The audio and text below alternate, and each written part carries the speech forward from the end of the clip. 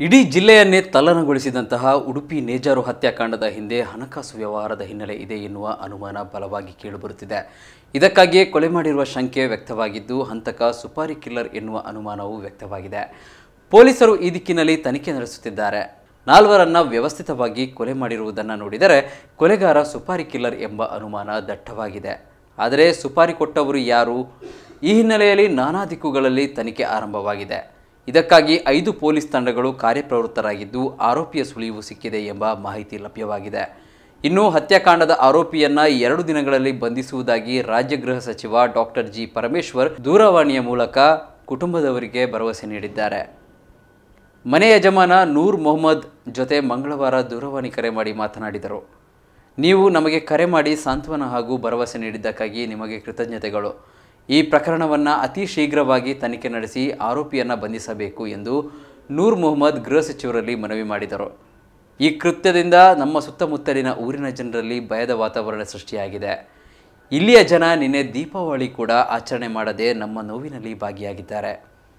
ಎಲ್ಲ ರೀತಿಯ ಸಹಕಾರ ನೀಡಿದ್ದಾರೆ. ಆದುದರಿಂದ ಆದಷ್ಟು ಬೇಗ ನಮಗೆ ನ್ಯಾಯ ಒದಗಿಸಬೇಕು ಎಂದು ಮನವಿ ಮಾಡಿದರು. ಇದಕ್ಕೆ ಉತ್ತರಿಸಿದ ಗೃಹ ಸಚಿವರು, ನಾವು ಈಗಾಗಲೇ ತನಿಖೆ ಪ್ರಾರಂಭಿಸಿದ್ದೇವೆ. ಈ ಸಂಬಂಧ ಕೂಡಲೇ ಕ್ರಮ ಕೈಗೊಳ್ಳುತ್ತೇವೆ. 1-2 ದಿನಗಳ ಒಳಗೆ ನಾವು ಆರೋಪಿಗಳನ್ನು ಬಂಧಿಸುತ್ತೇವೆ ಎಂದು ಭರವಸೆ ನೀಡಿದ್ದಾರೆ.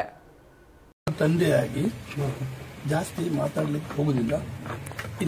ಇನ್ವೆಸ್ಟಿಗೇಷನ್ ಆಫೀಸರ್ ನಮ್ಮ ಹತ್ರ ಹೇಳಿದ್ದಾರೆ, ನಾವು ಇನ್ವೆಸ್ಟಿಗೇಷನ್ ಮಾಡ್ತಾ ಇದ್ದೇವೆ. ನಿಮ್ಮ ಹತ್ರ ಇದ್ದ ಕ್ಲೂ ನಾನು ನನ್ನ ಧೈರ್ಯದಲ್ಲಿ ಎಲ್ಲಾನು ಕೊಟ್ಟು ಸಹಕಾರ ನೀಡಿ ಬಂದಿದ್ದೇನೆ. ಮಕ್ಕಳ ಟೆಲಿಫೋನ್ 4 ಟೆಲಿಫೋನ್ ಅವರ ಹತ್ರ ಕೊಟ್ಟಿದ್ದೇನೆ.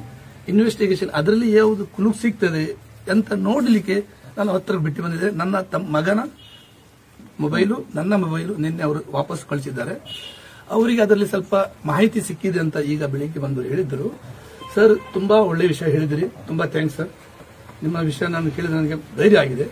ಮತ್ತೆ ಮುಂದಿನ ವಿಷಯ ಇನ್ವೆಸ್ಟಿಗೇಷನ್ ಆದ ನಂತರ ನೀವು ತಗೊಳ್ಳಿ. ಮತ್ತೆ ಬೇಕಾದ್ರೆ ಯಾವ ವಿಷಯದಲ್ಲೂ ಪೊಲೀಸರು ಕರೆದ್ರೆ ನಾನು 24 ಗಂಟೆಯಲ್ಲಿ ರೆಡಿ ಇದ್ದೇನೆ. ಸ್ವಲ್ಪ ಈಗ ನಾನು ಕೇಳ್ತಾ ಇದ್ದೇನೆ, ಮನೆ ಸ್ವಲ್ಪ ಕ್ಲೀನ್ ಮಾಡಿ ಏನು ಬೇಕಾದ್ರೆ ನೀವು ಕೇಳಬಹುದು. ಮತ್ತೆ ನಿಮ್ಮ ಹತ್ರ ನಾನು ಪ್ರತ್ಯೇಕವಾಗಿ ಪ್ಲೀಸ್, ನಾನು ಈಗ ಟಿವಿನಲ್ಲಿ ಒಂದು ವಾರ್ತೆ ಕೇಳಿದ್ದೇನೆ, ಕೌಟುಂಬಿಕ ಕಲಹ ಅಂತ ಹೇಳಿದರು. ನನಗೆ ಅದು ಶಾಕ್ ಆಗಿದೆ. ಅದರಲ್ಲಿ ಏನು ಸತ್ಯಾಂಶ ಇಲ್ಲ. ಸತ್ಯಾಂಶ ಯಾರೇದು ಇದ್ರು ನಾನೇ ತಂದೆಯಾಗಿ ನನ್ನ ಮಕ್ಕಳ ವಿಷಯವನ್ನು, ನನ್ನ ಹೆಂಡತಿ ಮಕ್ಕಳನ್ನು, ನಾನು 30 ವರ್ಷ ಆಯ್ತು ಸರ್ ಮದುವೆಯಾಗಿ. 15 ವರ್ಷ ನನ್ನ ಜೊತೆಯಲ್ಲಿ ರಿಯಾದ್ನಲ್ಲಿ ಇದ್ದ ಫ್ಯಾಮಿಲಿ.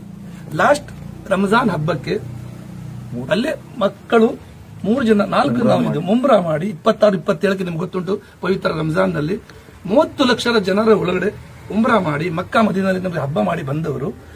ಒಂದು 15 ದಿವಸದಲ್ಲಿ ಮತ್ತೆ ಪುನಃ ಅವರು ಬರಲಿಕ್ಕೆ ರೆಡಿ ಆಗಿದ್ದವರು. ಈ ತರ ಒಂದು ವಿಷಯ ಆಗಿದೆ ಅಂತಂದ್ರೆ ನಾನು ಎಮರ್ಜೆನ್ಸಿಯಾಗಿ ಬಂದಿದ್ದೇನೆ ಸರ್. ನನ್ನ ಚಿಕ್ಕ ಮಗಳು ಇಂಡಿಗೋ ಏರ್ ಇಂಡಿಯಾ ಎಕ್ಸ್ಪ್ರೆಸ್ ನಲ್ಲಿ ಕ್ರೂ ಮೆಂಬರ್ಸ್.